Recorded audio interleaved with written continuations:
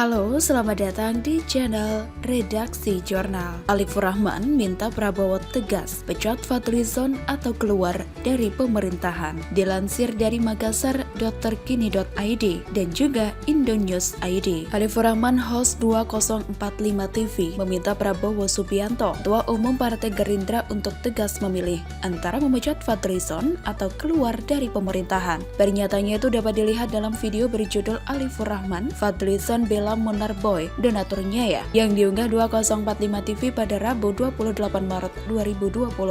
Awalnya, Alifur Rahman menyinggung Fadlizon yang menentang penangkapan Munarman oleh Densus 88. Fadlizon mengaku sebagai teman baik Munarman dan tidak percaya ia terlibat tindak kejahatan pengacau. Alifur Rahman lantas mengungkit bahwa dulu Fadlizon juga mengaku kenal baik dengan Ratna Sarumpait yang kini masih dipenjara karena menyebarkan berita tidak benar. Selanjutnya, Alifur Rahman menyinggung posisi Fadlizon yang merupakan elit Partai Gerindra. Seperti diketahui, Partai Gerindra kini adalah partai koalisi pemerintah. Jadi kalau Fadlizon membela Munarman, ya gak sekali ini aja. Sebelumnya ketika ada kasus Laskar ditembak polisi, Fadlizon nih ngebelain FPI, ormas terlarang FPI, kata Alifur Rahman. Ini perlu diperjelas gitu. Gerindra ini kan bagian dari pemerintah, koalisi dengan pemerintah. Kenapa malah ngebelain ormas terlarang yang dilarang oleh pemerintah? Ngapain Fadlizon ngebelain Munarman? Sambungnya, Alifur Rahman menilai bahwa sikap Fadlizon sebagai elit partai koalisi itu tidak masuk akal. Beda halnya jika Partai Keadilan Sejahtera atau PKS yang membela FPI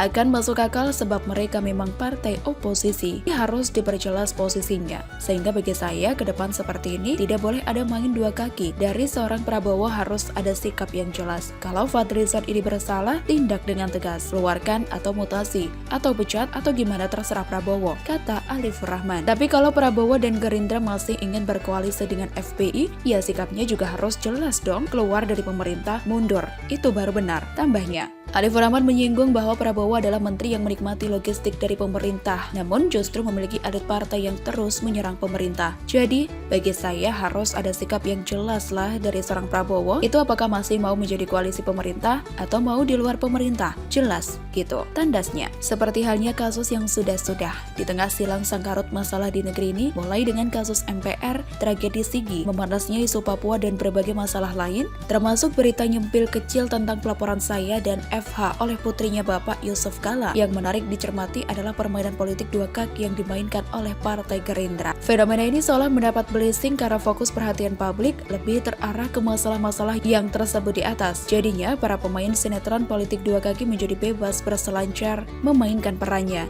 Dalam dinamika permainan political games, sebetulnya politik dua kaki merupakan hal yang biasa-biasa saja. Meskipun terkesan pragmatis dan seperti tidak punya ideologi sikap yang jelas, biasanya permainan politik dua kaki ini sering dimainkan oleh suatu partai untuk main aman di semua sisi. Tidak ada aturan manapun yang dilanggar dalam politik dua kaki. Hal ini hanya menyangkut masalah etika politik dan kepantasan. Untuk kasus Partai Gerindra, mungkin ini salah satu strategi agar tetap mendulang dukungan dari berbagai sumber, karena mungkin bagi mereka posisi aman dan nyaman mereka di pemerintahan Presiden Jokowi saat ini dirasakan belum bisa menjamin keamanan mereka dalam menuju pemilu 2024 nanti. Makanya, saya melihat salah satu wakil ketua umum Gerindra, Fadlizon, aktif mendekati kembali kelompok atau tokoh yang pernah dalam satu perahu dengan Partai Gerindra dalam Pilpres 2019 lalu. Meskipun kelompok atau tokoh tersebut saat ini secara nyata berseberangan dengan pemerintah, meskipun usaha merajuk membujuk gaya manis-manis manja yang dimainkan oleh Fadlizon dengan sowan ke rumah MRS, hadir secara virtual dalam reuni 212, dan beberapa narasi yang diucapkan di media massa akhir-akhir ini belum tentu juga mendapat sambutan sepenuh hati dari mereka yang dicoba dirangkul kembali. Karena berdasarkan prediksi saya, luka hati kelompok Islam garis keras ini terasa belum sembuh benar saat mereka serta-merta ditinggal Prabowo Subianto untuk bergabung di pemerintahan Presiden Jokowi. Mungkin mereka merasa ditinggalkan atau dikhianati karena mereka merasa berkeringat berkopios-kopios saat mendukung Prabowo Subianto pada Pilpres 2019.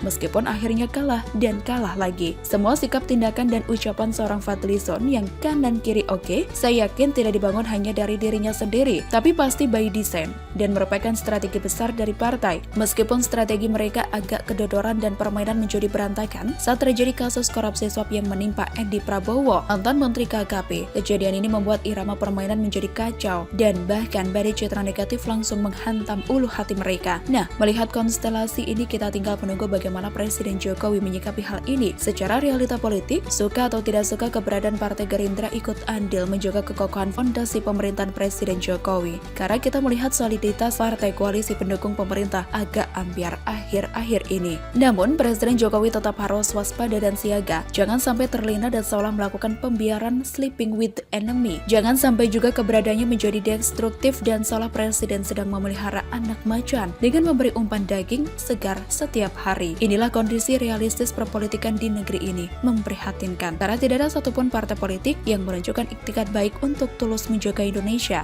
Mereka hanya sibuk memikirkan kelangsungan hidup mereka sendiri dengan beternak suara meskipun harus berkubang di kandang kambing. Apalagi fenomena politik dua kaki yang terjadi saat ini memuakkan dan menjijikan. Rakyat hanya dijadikan alas kaki untuk menopang kenyamanan dan kemewahan bagi para politikus. Secara nyata pengaruh terhadap kita, aura kehidupan kita menjadi berwarna hitam kelam saat melihat Fadlizon bernarasi. Hati-hati Presiden Jokowi, salam satu Indonesia. Silahkan tulis komen Anda di kolom komentar, like, subscribe, dan share. Redaksi Jurnal pamit, sampai jumpa.